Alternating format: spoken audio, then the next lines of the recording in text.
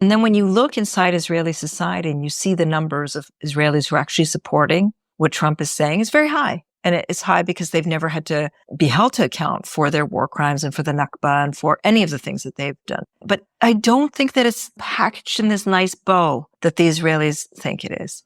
If this 15 months has taught us anything, is that Palestinians can disrupt. And they did disrupt and will continue to disrupt. After nearly 16 months of genocide, Palestinians have celebrated a long-awaited respite from the slaughter when a ceasefire was announced in mid-January. And though the bombs have stopped raining down on Gaza, at least for now, Israel's attacks on Palestinians across occupied lands have not ceased. With only 42 days of the ceasefire guaranteed, Israeli politicians have been plotting ways to return to their genocidal war, while ramping up state and settler violence on Palestinians in the West Bank. With each passing day, it becomes more evident that we are at a critical juncture in modern Palestinian history. As images continue to surface of the sheer levels of destruction in Gaza and similar tactics being carried out in the West Bank, we find ourselves asking the very simple yet perplexing question of what happens now, and what does the future for Palestine look like? This is the second episode of a 3-part series in collaboration with Mondoweiss and Al-Shabaka, the Palestine Policy Network, in which we aim to answer those questions and more. We'll cover a number of topics, from Hamas's vision for the day after in Gaza, the Palestinian Authority's struggle for power and relevancy in the West Bank and Gaza, and of course, what Israel stands to gain or lose in all of this. Make sure to follow and subscribe to both Mondoweiss and Al-Shabaka on YouTube so you don't miss an episode. Our second episode today takes us to Washington, where in the third week of a fragile ceasefire, U.S. President Donald Trump welcomed Israeli Prime Minister and wanted war criminal Benjamin Netanyahu to the White House. It was the first reception of a foreign leader by Trump in his second term. And as Netanyahu made his way through Washington, there was one thing on everyone's minds: the ceasefire. Netanyahu's visit coincided with the beginning of negotiations around Phase 2 of a ceasefire. But as Israeli officials were preparing to head to Qatar, seeming to indicate that negotiations were continuing according to plan, Trump and Netanyahu were sending an entirely different message. In a joint press conference, President Trump, next to a smiling Netanyahu, revealed his grand plan for the Gaza Strip, that the United States was going to, quote, own Gaza, take it over, and turn it into what he called the Riviera of the Middle East. Trump's statements, which Palestinians and human rights experts quickly pointed out was a clear call for ethnic cleansing, sent shockwaves around the world and created more questions than it answered. Joining us today to answer those litany of questions around Trump's statements, what deeper meanings we may derive from them, and how they may help us understand what the future holds for Gaza, is Palestinian human rights lawyer, analyst, and board and policy member of Al-Shabaka, Diana Boutou. Diana, thanks for being here. Thanks for having me, Yumna. So we're here to talk about the ceasefire in Gaza, what the situation is like on the ground right now, 3 weeks in, and the prospects for reconstruction and rebuilding Gaza, which, as we know, has been decimated after 16 months of genocide. But before we do that, we've got to talk about Trump and Netanyahu. So we are speaking fresh off the heels of this meeting between Trump and Netanyahu at the White House. We'll get more into the specifics of what was said, but I want to start off by asking you, what was going through your mind when you were watching that press conference yesterday, and what were your initial reactions?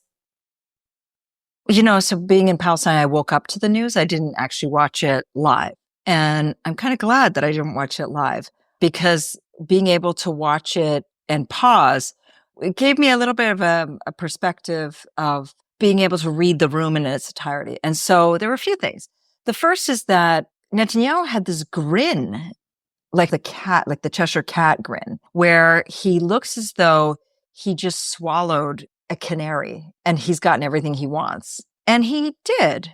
And then on the other hand, Trump was specifically Trump, meaning that he's not very bright, very driven by his own ego, and very driven by his own past experiences. And so getting into the actual specifics of just the optics of it, it looked like Netanyahu was the one who was in charge. And it looked as though Trump was just fudging his way along. And what's also interesting is that if you're watching the whole press conference and everything he said, Trump was reading off of a set of notes. I've never seen him read off of a set of notes. So all these things were the things that were like, for me, again, because I woke up to it, were very interesting as a perspective. Now, getting into the substance of it is I think the more interesting part of it. And on the substance, there's a lot to say. The first is that, and this might sound odd, but this really was Trump's way of saving Netanyahu. And I say this because Netanyahu is viewed inside Israel as a failed politician. Remember, he was a man who he's facing a corruption trial, and he was very unpopular all throughout 2023. And so for him, prolonging the genocide was to his benefit. When the ceasefire was signed, Israelis very much looked at this as a sign of defeat, because it is. And that, coupled with the image of the nearly 400,000 Palestinians going back to the north, led Israelis to say, what are they going back to? I thought we decimated it, which they did. Then they realized that this was their symbol of defeat. So for Trump to come out with this statement of, this is what we're going to do, and people are going to have to leave, it's the only way that he can revive Netanyahu. And that's why he's saying it.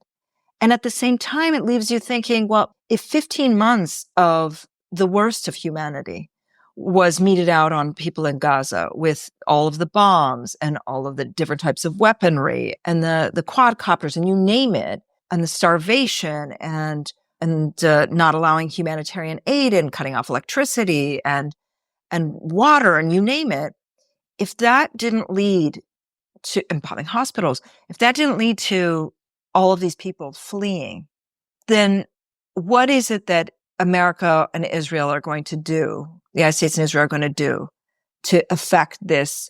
They have no alternative but leave. So on the one hand, it's like it's a way to revive Netanyahu. And on the other hand, you have to step back and think about not the practicalities of it, but what does it mean? What does it mean when the only way that you can have a leader survive is by advocating ethnic cleansing? And if they truly believe in it, what is it that they have in store for Gaza? What is it they're going to do? And so this leads me to really think that this is a way of them blocking any form of reconstruction of Gaza, because it is Trump's going to be one of these like spoiled children. If he can't own it, then nobody else can do anything there. And Trump, coupled with Israel, I feel are going to make sure that Gaza doesn't get reconstructed at all. It's a really interesting takeaway, and it makes sense, like why you would kind of zero in on that. The repeated comments, about it's devastated, we've just got to level it. It could be the quote unquote Riviera of the Middle East, which, I mean, that in and of itself, we've got to, we can talk about that.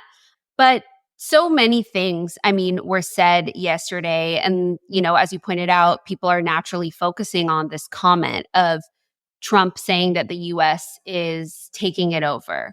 And I think that a lot of people, like myself included, didn't really know what to make, or we don't really know what to make of Trump's comments a lot of the time. Are these just statements, more of the usual kind of unhinged rhetoric by the president?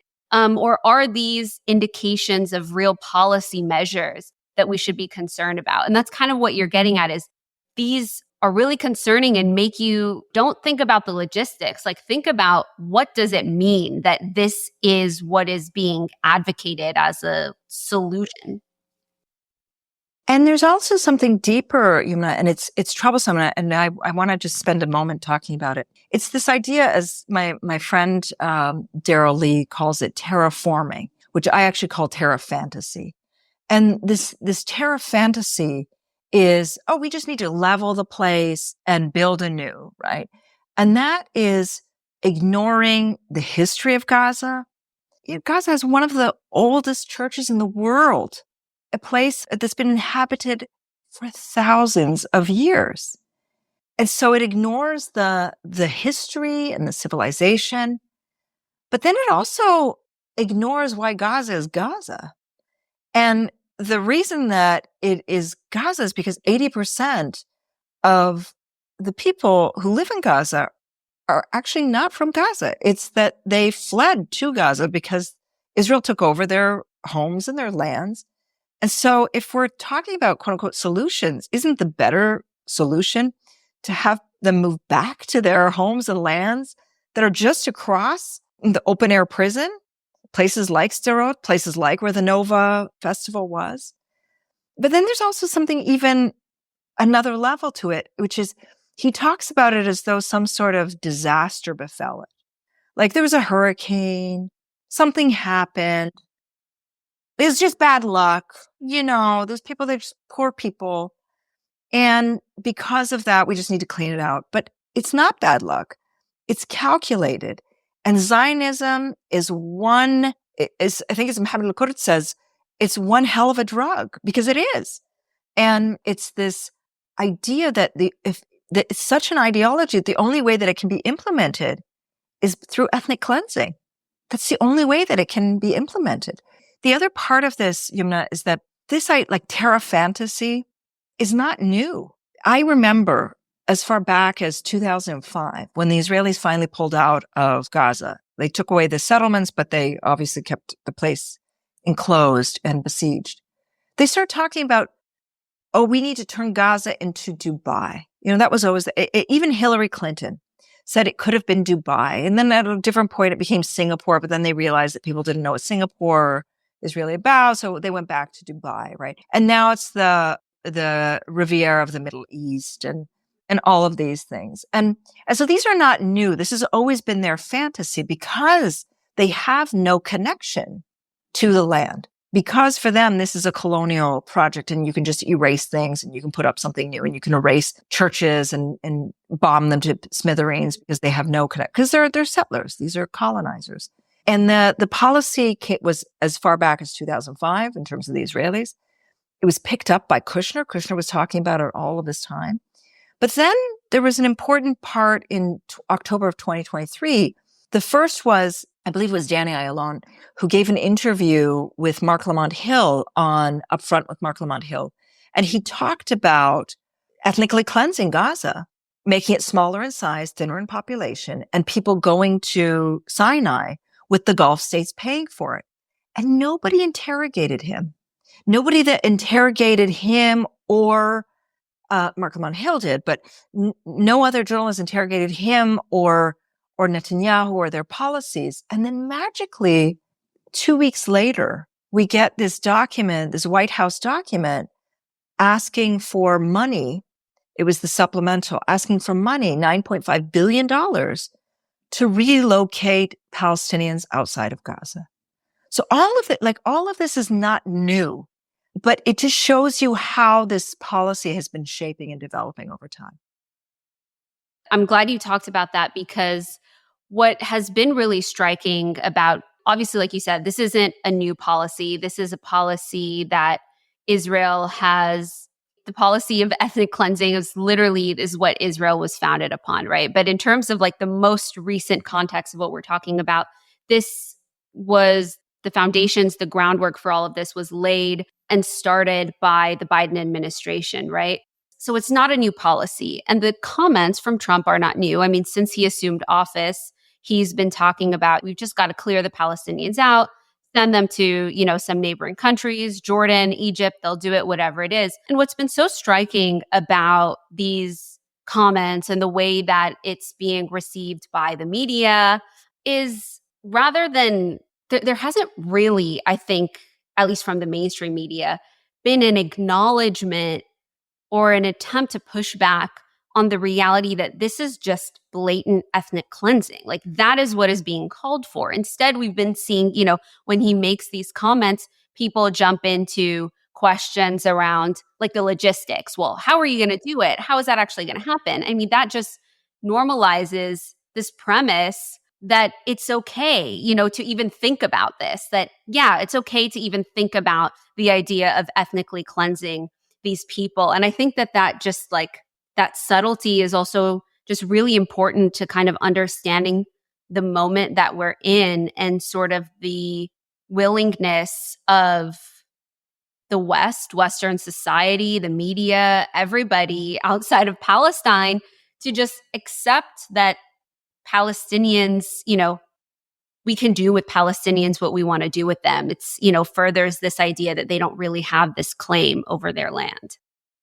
That's the irony of all of this is that, and you see this being now touted even within the gaslighting liberal circles within Israel. Oh, it's so difficult for Palestinians in Gaza. And so, yes, of course they should get a better life. But you are the one who created this condition, and their better life is when you leave. That's what's going to be their better life. But it's this, we're here and we're here to stay, and we just have to find a better life for Palestinians. And it's because they don't understand. A friend of mine and I were talking about this today, that people don't understand the idea of attachment to land, but I think that's bigger. I think that they don't understand attachment to community, and they don't understand the Nakba wasn't just the taking over of land. It was the destruction of communities. It was the destruction of the places that people knew. It was the taking over of the land, destroying the houses, but destroying these communities.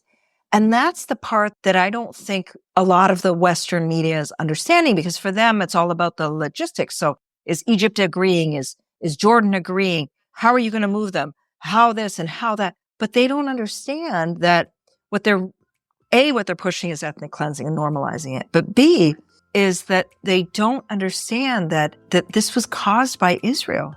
And it wasn't caused by Israel just now with bombs. It was caused by Israel in 1948 with the Nakba.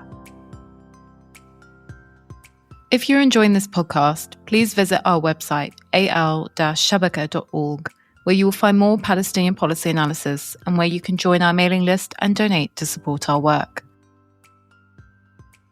I mean, what you're describing, this just like sick irony that was what was on full display. Earlier, you talked about this smug kind of look and smile that Netanyahu had on his face the whole time. And people were kind of commenting on this on social media about the fact that, Trump is over here talking about the bad luck, right, that's befallen the people in Gaza. It's just destroyed. There's no life for them there, so we just got to clear them out.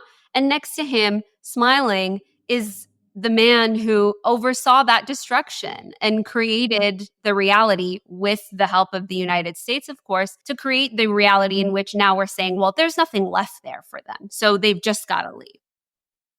There's something very sick about that the smug look of Netanyahu. He's a war criminal who is wanted now by the ICC, and yet he's still able to travel to the United States, which presumably means he'll also be able to travel to other foreign capitals as well. So there's something very sick about this. And I don't know if you saw this, but there were reports today in the Israeli press that Netanyahu brought Trump a gift. And the gift that he brought him was a gold-plated pager. Gold-plated because Trump loves the color gold. And the pager as a symbol of Israel's strength, its prowess, its military capability. And there's a sick component to this. We just have to kind of sit with this. The pager is a callback to the attack that Israel carried out with the exploding pagers in Lebanon that killed dozens of people and injured so many more, including children. Yeah. Including children. There were doctors that were on call. There are 30 people who've been made blind by this. Like, it's a sick symbol. And here he is, this cad coming in, Netanyahu, and giving him a pager as kind of a symbol of like, here's the gold, because we know you like gold, and the pager, because we like the pager. And so there's something very sick about all of this. There's something very, very sick about the whole thing. It's gross. And that's what the plan is. It's sick and gross. To this point of, clearly Netanyahu is smitten with whatever has been agreed to, whatever has been promised to him, which we got inklings of, right, in these statements yesterday. It still isn't completely clear. But something that isn't getting a lot of coverage that Trump said in the press conference with Netanyahu was actually about the West Bank, and it was about annexation. In response to a reporter's question about potential Israeli annexation of the occupied West Bank, Trump said that he would be making a decision on the issue soon. He said, quote, "People like the idea, but we haven't taken a position on it yet. We'll be making an announcement probably on that very specific topic over the next 4 weeks." I want to ask, what do you make of those comments? Because there was a lot of speculation that West Bank annexation might be offered up as this sort of gift, maybe in exchange for Israel agreeing to continue phase 2 of ceasefire negotiations, although that seems to also be hanging in the balance. So I'm curious what your reaction is to the annexation comments. And do you see these things being, West Bank annexation and Gaza and the ceasefire as being connected? Yes, they're definitely connected. So when the ceasefire agreement was signed, it was clear that yes, this was signed because Trump pushed it, which means that Biden could have pushed it.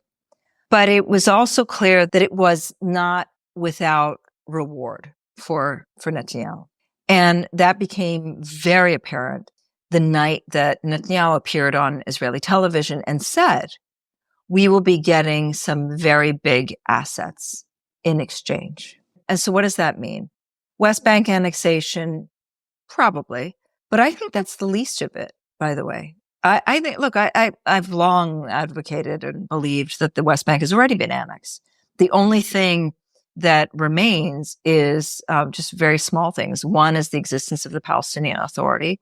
And two is that they haven't yet passed the laws fully expelling Palestinians. That's all that really hasn't been done. But everything else, it's already annexed. There isn't a separate law in the West Bank settlements than in Israel.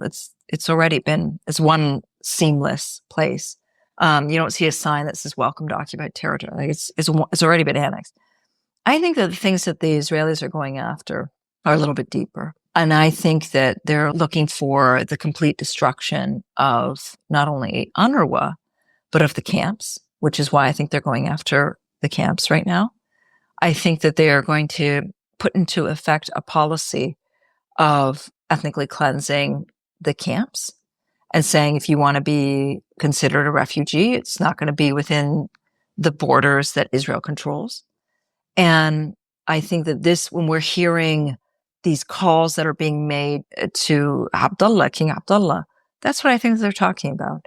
And I do think that Trump is going to decide that, what do we need to have any of this stuff for? It's just one big place.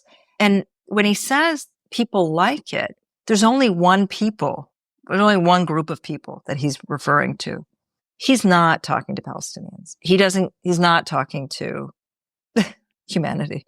He's just talking to right-wing Israelis. And yeah, they like the idea.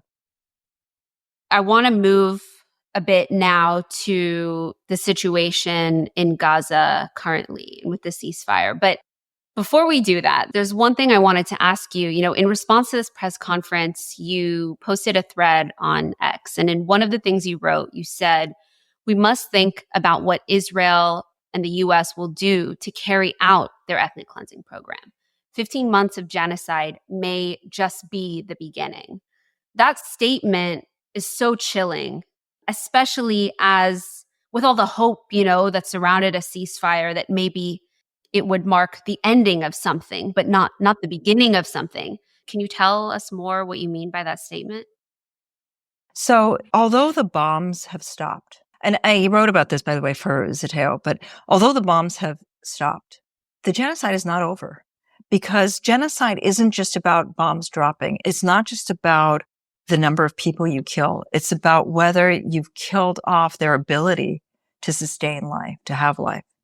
And with the destruction of the healthcare system, with the destruction of the education system, with the destruction of the water system, all of these things that they've done, I think we are going to see a huge jump in the numbers of people who've been killed. And not only the numbers of people who've been killed, but then the numbers of people who won't be able to have children, the numbers of people who are going to leave because they need to leave in order to be able to get medical treatment or even to have a normal life. And so I think that their plan is the idea of genocide. We were all so focused on ceasefire, because we needed to have the bombs drop. But Israel did so much damage that these numbers you're just going to see it go up. And already just in the past week, we saw that the Ministry of Health came out and said, there's no way we're going to be able to rescue anyone. So the death toll is now 62,000. That's direct deaths. We're not even talking about the indirect deaths from starvation, death from disease, death from inability to get medicines, etc. So my fear is that if we don't go along with their quote unquote plan, then they're not going to allow stuff to get into Gaza.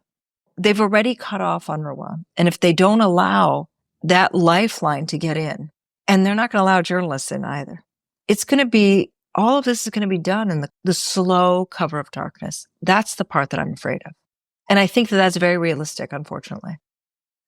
It's a chilling and devastating picture that you're painting, but it's important, because like you said, so many people, the world was, rightfully and naturally so focused on getting a ceasefire, calling for a ceasefire to happen. Because like you said, the bombs needed to stop, but it does not mean that this is over. And we're seeing that in Gaza. We're certainly seeing it in the West Bank with everything that's been happening there as well.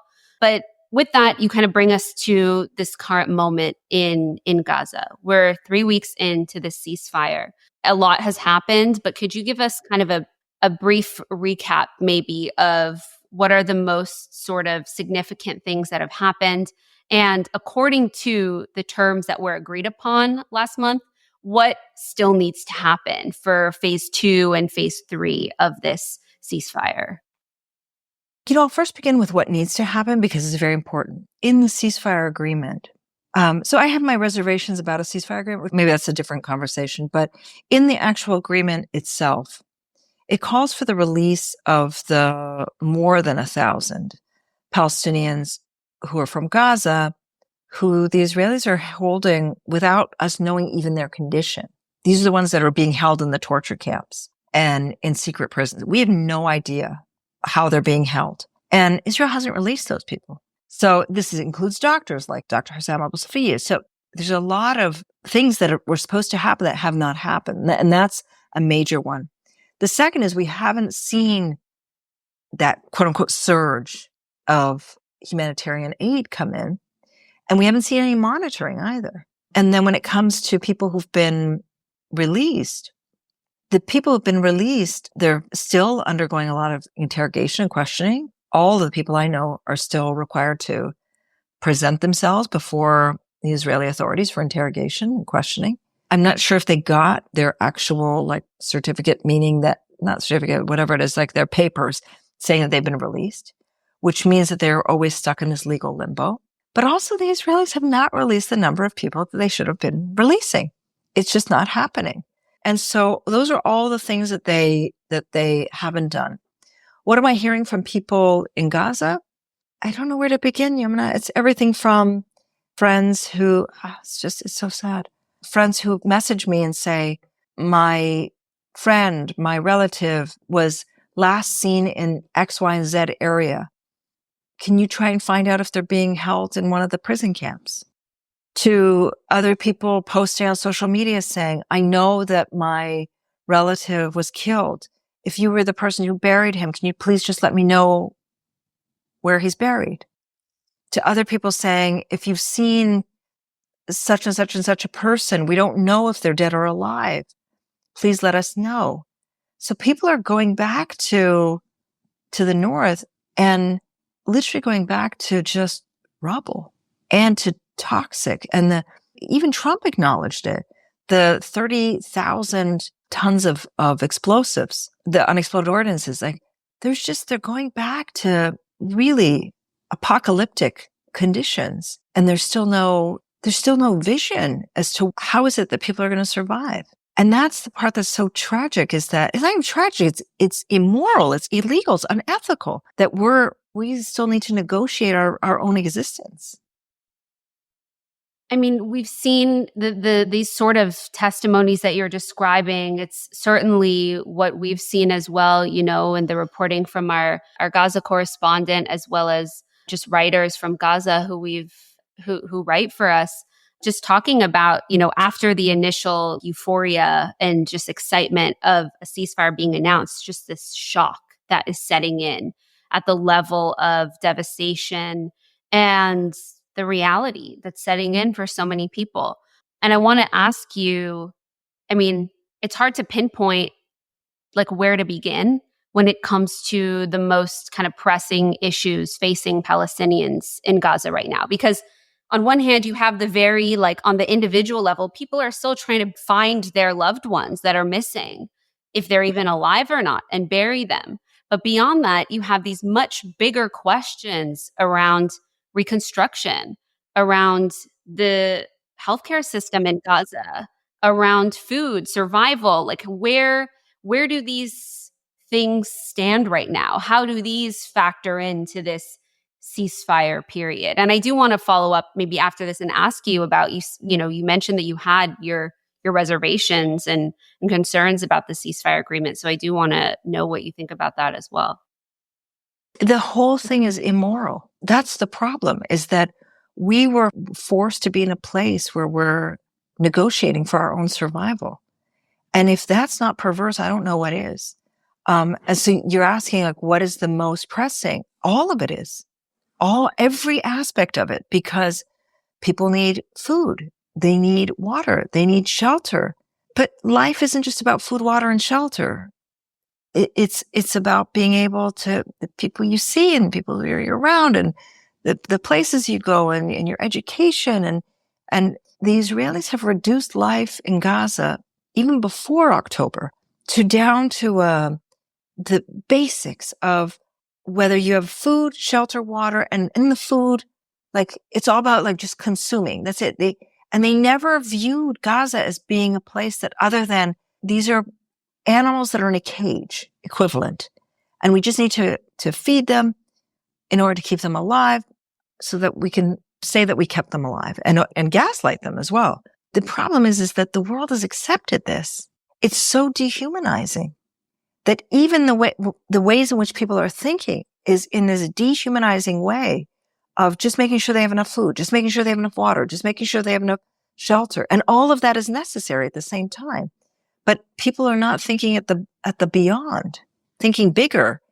And the part that really bothers me, Yumna, is why is it that Israel, the state that committed genocide, why do they get to decide anything? And that's the part that's bothering me now, is I'm not sure there's going to be a phase 2. I think we're just going to be at a standstill for a long time. And they're going to lord over the idea of humanitarian aid, like dangle it, with the alternative being, if you don't agree, well, the alternative is what Trump has laid out. That's my fear. The question that's on my mind, that I think is on everyone's mind, beyond, right, like the phase 2, phase 3 of the ceasefire, what happens now, which, you've kind of laid out what you think is going to happen when it comes to that. But this question around what you mentioned of the bigger picture, like the future, where do we go from here? How can you begin to imagine a future for Palestinians in Gaza, given the state of Gaza right now, and the fact that everyone who is making decisions about the future of Gaza is not from Gaza, is not Palestinian? So where does that leave us? Exactly. We've seen a complete and utter failure of international leadership on all levels. And it's a failure that, like, if you can't come up with a plan to address a state that's committed genocide against a refugee population, then this international system does not work. And that's become perfectly clear. And then when you look inside Israeli society and you see the numbers of Israelis who are actually supporting what Trump is saying, is very high. And it's high because they've never had to acknowledge or account or be held to account for their war crimes and for the Nakba and for any of the things that they've done. So we're in a very sick place. We're in a very sick place. But even though we're in a very sick place, I don't think that it's packaged in this nice bow that the Israelis think it is. If this 15 months has taught us anything, is that Palestinians can disrupt. And they did disrupt. And will continue to disrupt. And will continue to disrupt not only Israel, but this international system and turn it into, like, highlight it for how useless it is. So I don't have the answer in terms of the short term. I really don't. I do think, though, that with all of these plans that they're talking about of ethnic cleansing, there is starting to be there's starting to be a mind shift that we can't just keep kicking the can down the road to the next person. That doesn't mean to say it won't happen. But I do think that there's starting to be a shift in thinking in ways that there hadn't been before. I want to leave listeners with not necessarily an action item, but let's just say I can imagine that a lot of people, after listening to this and just looking at the news unfolding, like what's happening in Gaza, all these orders and statements from Trump, what's happening in the West Bank, questions about annexation, what about the movement here in the US? There's so many things kind of swirling around at once. From your view, kind of as people try to make sense of what is happening, what would you tell people to really pay attention to, or to look out for, or to watch when it comes to the news and when it comes to really trying to get a good understanding of the moment that we're in and what this moment means for Palestine and for Palestinians? I leave with a couple of things. One is, keep your eyes on making sure that our activism is continuing, because that's exactly what the Zionists want. Is they want us to be fatigued and to get exhausted and to have they want politics of fear and desperation always. They want us to be afraid of them, and they want us to feel like, oh, it's hopeless. For me, it's not. I'm neither afraid nor do I think it's hopeless. And I think it is very important for people to keep pushing on both of those levels. But the things I think to watch out for are the plans that are being cooked up, because they are. Are they plans that are being decided by Palestinians or for Palestinians? Is there Palestinian decision-making and agency? Or is it out of this sense of it's a humanitarian problem? And so those are things for me that I think for people who aren't, paying attention on the day to day, those are things that I think are the important ones, is to be looking at who's doing the decision making and on what. And the bigger picture of, is Israel being held to account? Because I just refuse to accept that in this day and age, that a society, a country, is allowed to commit genocide and get away with it. And that a society is allowed to promote genocide and the people in that society are allowed to get away with it. It's mind-boggling. And yet we do see this. I'm sure you saw this the other day. One of the Trump appointees to the Holocaust Memorial Committee, I think it's called, is somebody who wrote an entire op-ed talking about the references that Nazis used when it came to people who were Jewish. No mercy, no innocence to collective guilt. And so we have to be aware of what Zionism is about and what it is that their plans are. And that's why I think looking through and saying, who's doing the plan drawing and for what benefit is the stuff that we have to be paying attention to. Plus, watch out for the number of prisoners, because the Israelis are very quickly rounding people up and throwing them into Israeli jails, into Israeli torture camps. And as you know, vast majority without charge, without trial. Well, Deanna, thank you so much for joining us and for talking about these really important issues. And I just really want to hold up what you said. It's important not to be fearful and hopeless, because that is the goal of everything that's happening. So thank you for that. And thank you for joining us. Thanks again, Jim. It's my pleasure. That's our show. Mondoweiss is a nonprofit publication with no paywalls. If you would like to support our work, please go to mondoweiss.net/donate. Please leave a rating and review to help other listeners find the show. Subscribe to one of our free email newsletters so you can stay up to date on events in Palestine and related politics here in the U.S. and around the world. Finally, if you have any more feedback, send me an email at dave@mondoweiss.net. Thanks for listening. We'll be back soon with a new episode.